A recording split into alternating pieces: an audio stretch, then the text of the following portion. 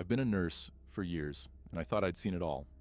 Moving between hospitals and care facilities, I'd had my fair share of strange moments, especially in geriatric wards. Older patients, particularly those with Alzheimer's, sometimes lived in worlds of their own. I'd learned to stay calm, to listen to them patiently, to ground them when reality felt slippery. This new role at a geriatric hospital, just a short drive from my house, didn't seem any different from the others at first. On one of my first night shifts, I was assigned to the Alzheimer's ward, where patients were typically asleep by 11 p.m. Most of them were sweet, quiet souls who seemed to find comfort in my presence. And as the hours crept on, the ward would go still. That night, however, one patient, Claire, was particularly restless. She kept calling me into her room, her eyes wide with fear, claiming she heard voices in the dark and saw a man standing in the corner, a man dressed entirely in black. Her roommate had asked me to pull the curtain to block Claire out, hoping it would quiet her down. She was a gentlewoman who smiled whenever I came into the room, her words slow and soft. But Claire's terror seemed relentless. Each time I entered, I found her eyes locked onto a shadowed corner of the room, her whisper breaking the silence. He's still there. At first, I thought it was the disease. Hallucinations, especially at night, weren't unheard of with Alzheimer's patients. But there was something different about Claire, a clarity in her voice when she spoke about him. I held her hand, reassuring her that no one else was there, that she was safe. She would eventually drift off, only to wake again, certain that the man was still watching her. It took hours to calm her down, enough for her to fall asleep. Her thin hand limp in mine as I stayed beside her bed. By the time I slipped out of the room, her breathing had steadied. I hoped that would be the end of it, that she'd finally found peace. By 2 a.m., the ward was dead silent. Time felt like it was crawling backward, each tick of the clock seeming louder than the last. The other nurses had retreated into their routines, and all the patients were asleep. Claire had been quiet for a couple of hours now, and I was hoping she'd finally settled. I was in the linen room, restocking supplies to keep myself busy. The linen room was tucked away in one of the quietest, most isolated corners of the hospital, and usually I found the peace of it almost comforting. But as I loaded the shelves, I heard a soft, rustling sound behind me. I paused, brushing it off as either one of the patients nearby or a draft from the hallway. But then, just as I reached for another sheet, I felt it, a hand pressing down firmly on my shoulder. My heart leapt into my throat. I spun around, expecting to see a nurse playing a late-night prank. But there was no one. The room was completely empty, not even a shadow out of place. Every nerve in my body was screaming, but I forced myself to stay calm, repeating in my mind that it was just exhaustion. The graveyard shift does strange things to people's senses. I could be imagining things. I took a deep breath, finished loading the cart, and turned towards the door to leave. But then I froze. There, just outside the door, was a figure. A man, dressed in black, just as Claire had described. His face was pressed close to the glass, eyes wide, a horrible grin spreading across his face, far too wide to be natural. His dark eyes seemed to bore into me, as if he knew me, as if he'd been waiting. The air felt like ice. I stumbled backward, letting out a scream that I barely recognized as my own, and watched, paralyzed, as the man's face slowly faded back from the glass, disappearing into the darkness of the hallway. Moments later, the door burst open, and one of the other nurses rushed in, her face full of panic as she found me slumped against the wall, shaking. She grabbed my arms, steadying me as I struggled to speak, to explain what I'd seen. "Did you see him?" I managed to stammer. "The man in black. He was just here, right outside the door." She looked at me, confused and concerned. "What man?" "There's no one else here." I could see in her eyes that she believed I'd lost it, that maybe I was just worn out, but I knew what I'd seen. She checked the hallway and every corner of the ward, but there was nothing, no sign that anyone had been there. Claire had woken up, startled by my screams. As I entered her room, still shaking, her gaze met mine, and for the first time, she looked at me with a strange, clear focus. like she was seeing through the haze of her illness. Her eyes were sharp, almost as if she recognized me for the very first time. I could barely keep my voice steady as I asked her about the man, describing him down to the sickening grin that had been burned into my mind. Claire watched me, and slowly her expression shifted from fear to a deep, haunted sadness that made my skin prickle. "You saw him too, didn't you?" she whispered, her voice barely audible. All I could do was nod, feeling the dread coil tighter in my stomach. Her face turned pale, and her lips trembled as she whispered, "He's coming." Her fear radiated off her, seeping into the room like a shadow. Then she began to scream, loud, desperate cries that seemed to shake the walls. "Get me out of here!" she shrieked, her voice raw with terror. He's coming for me!"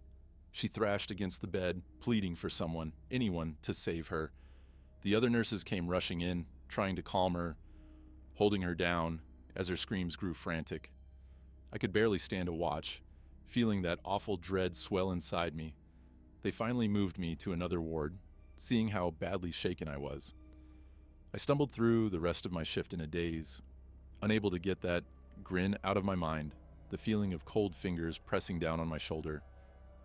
I couldn't sleep at all that morning, and as soon as I felt somewhat steady, I messaged the head nurse and told her I couldn't come back.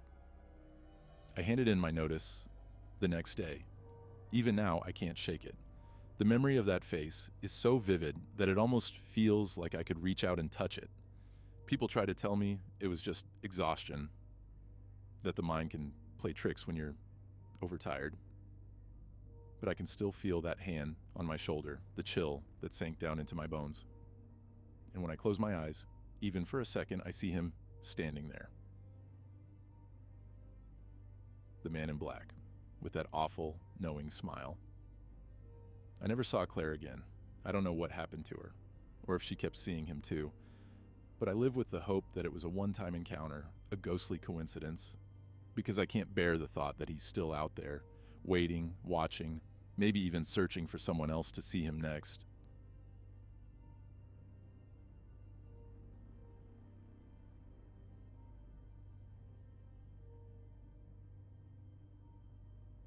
Three years ago, I came down with bacterial meningitis, something I thought only happened to other people or in places where there were outbreaks.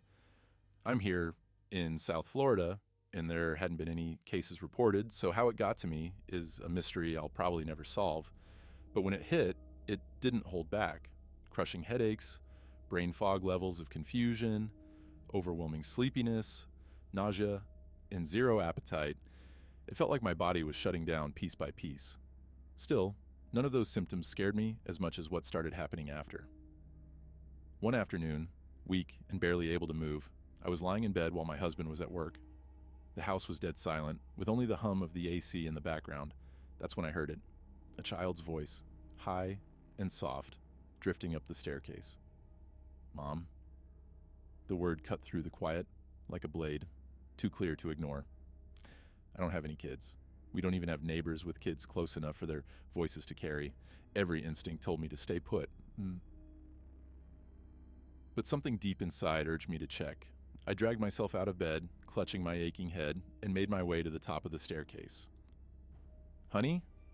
I called, hoping somehow my husband had come home early, maybe even brought his niece or nephew over for some reason. But there was no answer, only silence, thick and pressing. The effort it took to stand was overwhelming, and with my headache pounding so hard I could barely think, I gave up and staggered back to bed. Minutes later, as I lay staring at the ceiling, I heard the voice again. But this time, it was a soft, chilling hello. My heart thudded painfully, and I fumbled for my phone, fingers trembling as I dialed my husband. The moment he picked up, the panic spilled out. I barely managed to explain that I'd heard someone in the house, a child, calling out, even though I knew there was no one else here. The fear in my voice must have gotten to him because he didn't hesitate. He told me to lock the bedroom door and that he was on his way home. As I waited for my husband to get home, I forced myself to get dressed. Though every movement sent waves of nausea rolling through me, I felt like I was slipping in and out of reality. my head pounding as if it were trying to crush itself. Halfway through changing, I couldn't hold it back anymore. I stumbled into the bathroom and bent over the sink, emptying my stomach, fighting to keep myself upright.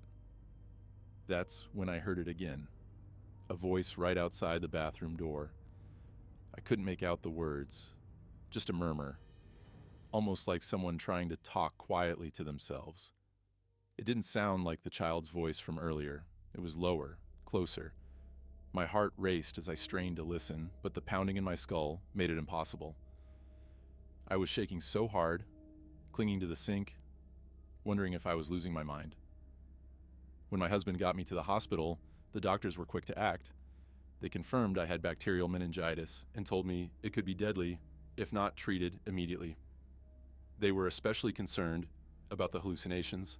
They weren't typical, but in severe cases like mine, they said it could happen. I was hooked up to an IV, and they told my husband I'd need to stay for several days, maybe even a week, until the infection was fully under control. That night, after hours of being by my side, my husband had to leave. The nurse reassured me that they'd be just down the hall if I needed anything, and even though I was exhausted, I felt a sharp pang of dread as I watched him walk away. By 10 p.m., I was alone in that sterile, cold room, hooked up to a bag of antibiotics, too weak to do anything but let sleep pull me under. But sleep was far from peaceful. In that strange, half-conscious state, I saw John, my ex-husband, standing over my bed. He wasn't supposed to be here. We'd cut contact years ago, and for good reason. He was dangerous, abusive, someone I'd tried to forget. Yet, there he was, looking down at me with that twisted, unsettling smile I knew too well. "Looks like he left you all alone," he sneered, his voice dripping with malice. He leaned close, his hand brushing my forehead as if in comfort, but it only made my skin crawl. "Your new husband, I hate him, you know? I hate him so much, I could kill him."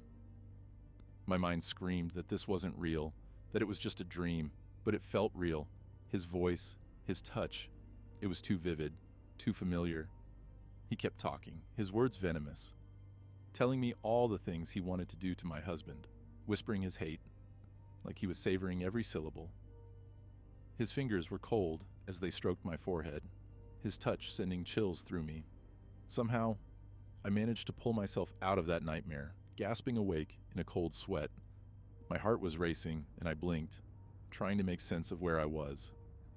The room was dark, lit only by the faint green glow of the machines beside my bed. I looked around, trying to steady my breathing, and that's when I noticed it. A chair had been pulled right up to my bed, facing me. It hadn't been there when my husband left. I jolted awake, drenched in sweat, my heart hammering against my chest. The hospital room was silent and still, cloaked in darkness, but one detail stood out with terrifying clarity.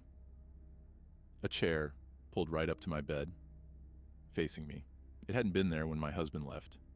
My whole body went cold as I tried to rationalize it, convincing myself it had to be some fever-induced dream. Or maybe the nurses had moved it while I was half asleep. Anything but the alternative. Forcing myself to close my eyes, I tried to let the drowsiness pull me under again, pushing that cold, creeping dread to the back of my mind. The next morning, when the nurse came to check on me, I mentioned the dream. She hesitated, giving me a look I couldn't quite place, before finally saying, "That wasn't a dream, dear. Someone came to visit you late last night, a cousin named John." My blood ran cold. John wasn't a cousin. He was my ex-husband, someone I hadn't seen in years. The realization settled over me, thick and suffocating. I explained this to the nurse, whose face paled slightly before she left to get the doctor.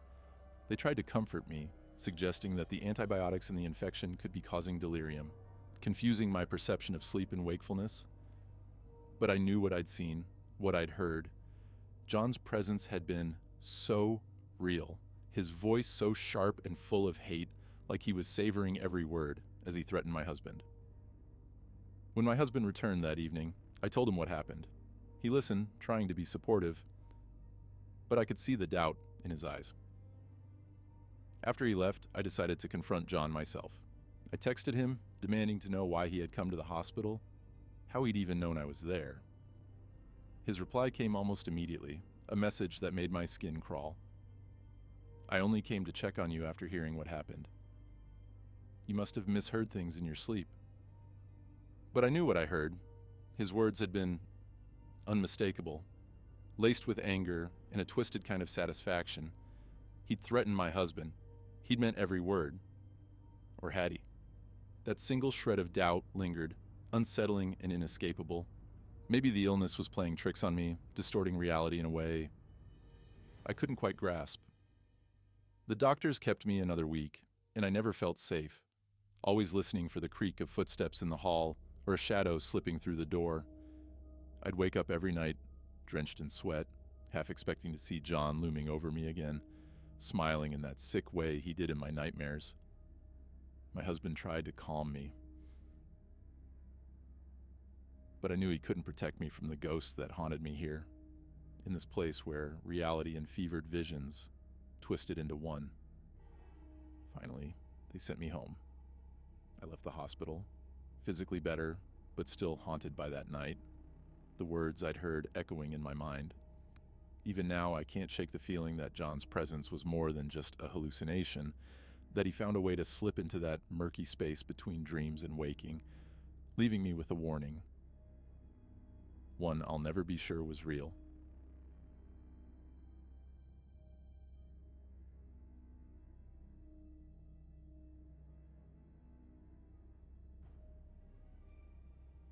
Lauren was unlike anyone I'd ever met.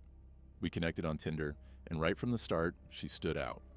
Her profile was filled with snapshots of her life, her left arm inked in a sleeve of intricate tattoos, a streak of red blazing through her dark hair, and this wild, adventurous energy that practically leapt off the screen. But it was her last photo that really grabbed my attention. She was standing on the rooftop of an abandoned hospital, her silhouette framed against the distant glow of city lights. When I asked her about it, she didn't hesitate to share the story. It was her favorite haunt, an old hospital on the outskirts of town, forgotten and falling apart. The way she described it, quiet, eerie, and easy to get into as long as you didn't mind the occasional security patrol, was like something out of a movie. When she suggested we go there together, I was torn between excitement and nervousness. A rooftop date at an abandoned hospital was definitely a new one for me. But something about her confidence pulled me in. She seemed fearless, like nothing could touch her. I figured if she was that comfortable there, then maybe it wouldn't be so bad. That night, I picked her up, and we drove in near total darkness, only the occasional street lamp lighting the way. As we talked, I noticed she was even more interesting in person, funny, sharp, and quick to laugh. But as we got closer to the hospital, that sense of ease started to slip away from me. She guided me down a barely there road lined with tall, overgrown bushes. Finally, we reached a hidden turnoff where we parked, and she led the way through a gap in the fence, ducking beneath the branches that clawed at us as we squeezed through. Once we were past the bushes, the hospital loomed in front of us. It was bigger than I expected, a hulking mass of broken windows and crumbling stone. The silence was thick, pressing in around us. Lauren, though, looked unfazed, like she'd done this 100 times.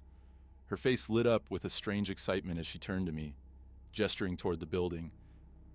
"Ready?" she asked, her voice a mix of thrill and challenge. I took a shaky breath, glancing around at the endless rows of shattered windows, the dark entryways yawning open like silent mouths. My heart was pounding, but I managed to nod. And with that, we made our way to the basement window she always used, the one broken just enough for us to slip through. I didn't know it yet, but my life was about to change in ways I could never have imagined. Lauren slipped effortlessly through the shattered basement window, her movements practiced and smooth, like she was sliding into a place she knew well. I followed, ducking to avoid the jagged glass above, and landed with a soft crunch on the floor, strewn with old debris and shattered tiles. The air was thick, suffocating, a stale mix of dust, mold, and something else that smelled like years of decay. It was dead silent. Even the hum of the outside world felt muted, replaced by the oppressive quiet of the hospital's empty halls. As we moved, Lauren led with a confidence that was almost unsettling. She seemed to know exactly where each turn would take us, where every corridor led, even which stairs were stable enough to step on without risk. I trailed behind her, careful with each step, the soft creak of the floorboards amplified in the silence. Just as I was starting to get used to the eerie stillness, Lauren started talking in a loud, almost casual tone, as if we were just strolling through a park. Her voice bounced off the walls, filling the space in a way that made me uneasy. "Lauren?" I whispered sharply, but before I could finish, we both froze. From somewhere down the hallway, a door creaked, slow and heavy, like someone was testing it. The sound lingered in the air, sending a shiver up my spine. Lauren went quiet, her head cocked to the side, listening. I swallowed, barely able to hear my own voice as I asked, "Are there other people here?" She hesitated, a flicker of doubt in her eyes before she shrugged. "Sometimes, but not usually this late." The words barely left her lips when a sudden loud bang echoed from nearby, like something heavy slamming into the wall. Instinctively, we both switched off our flashlights and stood in the darkness, waiting, my heart pounding so hard I could hear it in my ears. I felt Lauren grab my arm, her fingers tense, and before I could question her, we were moving, scrambling blindly back toward the stairwell. We slipped up the steps, both of us on edge, climbing as fast as we could without making too much noise. On the second floor, Lauren stopped, whispering, "Maybe it's just other explorers messing around. People come here sometimes." But her voice held a note of doubt. I could tell she didn't quite believe it either. I scanned the dark corridor, squinting to make out any shapes in the shadows, but it was empty. Still, I couldn't shake the feeling that we were being watched, that we weren't alone. We pushed forward, winding our way through the labyrinth of empty halls and rooms. The hospital's silence was so complete it felt suffocating. My mind was racing, trying to dismiss the fear clawing up my throat, but then I heard it, a faint, unmistakable sound echoing through the hall behind us. Footsteps. They were slow, deliberate, each one crisp against the silence. I glanced back, but the hallway behind us was shrouded in darkness. Lauren's face tightened, her usual calm slipping into something closer to fear. "We need to go," she whispered, and I didn't hesitate. Lauren led me out onto a small rooftop ledge, a narrow strip of concrete surrounded by darkness, where we finally stopped to catch our breath. We leaned against the wall, both of us panting, listening for any sign that we'd lost our unwanted follower. For a brief moment, I felt relief. The hospital lay eerily quiet beneath us, its dark windows like empty, watching eyes. But then a faint noise broke the silence, a single, deliberate footstep from somewhere below. We exchanged a panicked look and, almost in sync, aimed our flashlights down. There, directly beneath us, stood a man, his face upturned, his eyes locked onto ours. He looked to be in his 40s, his face gaunt and shadowed, wearing a black beanie pulled low and dark clothing that blended into the dimness. A twisted grin crept across his face, sending a chill through me as he raised a hand in a slow wave. In a voice low and thick, he called out, "Come on down." My stomach lurched. I swallowed, barely able to get the words out. "Are you police?" He tilted his head, smile widening as though I'd told him a private joke. He ignored the question, his voice coming again, louder this time. "Come on down." There was something about his eyes, gleaming in the light, that made my skin crawl. We didn't wait to see what he would do next. Lauren grabbed my arm, pulling me back across the ledge. We bolted, rushing over the wooden beams, the flimsy boards groaning beneath our feet. Every step felt more treacherous, but I couldn't look down. Halfway across, we heard the door slam open below, followed by heavy footsteps echoing up the stairwell. He was coming, and he was fast. Lauren didn't slow down, leading me back through the maze of corridors and down the stairwell. I followed her, adrenaline pushing me forward as we took the steps 2, 3 at a time. But every time I glanced back, I heard him, relentless, the footsteps closing in. We dashed down another flight, twisting and turning through the darkness, but the man was right behind us, his pace unrelenting. We finally reached the basement, racing down the hall to the shattered window we'd crawled through earlier. Lauren slipped out first, and I was right behind her, practically diving through the jagged opening. As I struggled to pull myself out, a sick feeling washed over me. I could almost feel his breath on my neck, the imagined touch of his cold hand just inches from my ankle. But somehow, I made it, landing hard on the grass outside. Without a word, we sprinted across the empty lot, our footsteps pounding against the pavement. When we reached the car, we jumped inside, slammed the doors shut, and immediately locked them. For a long moment, we just sat there, breathing hard, the silence of the car amplifying the hammering of our hearts. Lauren's hand shook as she fumbled with the keys, her eyes flicking to the rearview mirror every few seconds. But the man didn't follow us outside. We were alone in the night, but the fear lingered, clawing at our minds. Finally, Lauren let out a breathless, nervous laugh, her voice wavering. We sat there for a while, staring out at the dark outline of the hospital, unable to fully process what had just happened. Later, after we'd driven far from that place, we pulled into a Wendy's parking lot, trying to calm down with something normal. Over fries and sodas, we pieced together what had happened. But the more we talked, the less it made sense. Who was that man? Why was he there? And how did he find us so easily, with no lights, like he knew every corner of that place? Neither of us had any answers. All we knew was that it had happened, and that it had felt far too real. After that night, Lauren and I stayed close. We talked often, bound by a strange, unspoken connection, the shared memory of that man and his chilling invitation. But no matter how much time passed, there was one silent agreement we never broke. We'd never set foot near that hospital again.